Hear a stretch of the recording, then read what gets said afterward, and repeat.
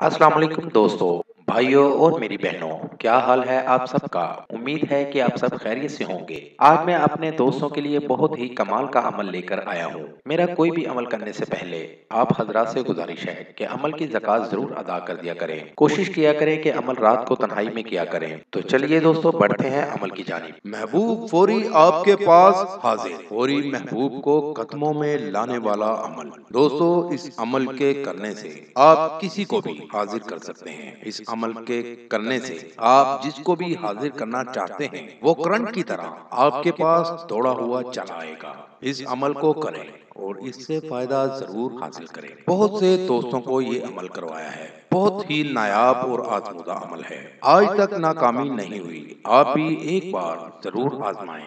आपको भी 100% कामयाबी होगी। अमल का तरीका नाज़रीन आपको सामने स्क्रीन पर एक नक्श दिखा रहा हूँ। इस तरह का नक्श आपने बना लेना है। नक्श आपने दो बनाने हैं और नक्श पाक साफ होकर बनाने हैं। और नक्श आपने नीली स्याही या नीले पेन से बनाने हैं। काले या सुर्ख पेन से नहीं बनाने। नीले पेन या नीले मार्कर से बनाने हैं। नक्श आपने अरूज माह की रात में बनाना है।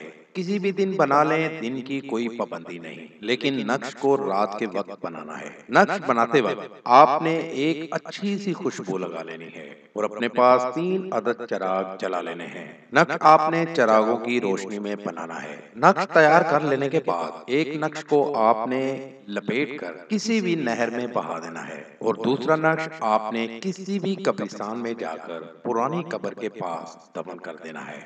इस तरह आपका अमल मुकम्मल हो जाएगा और आपको अमल के असरात नजर आना शुरू हो जाएंगे। इस अमल को करें और इससे फायदा जरूर हासिल करें। ये था दोस्तों मेरा आज तक का अमल। अगली वीडियो के लिए इजाज़त चाहूँगा। तब तक अपना ख्याल रखिएगा। खुदा हाफिज़।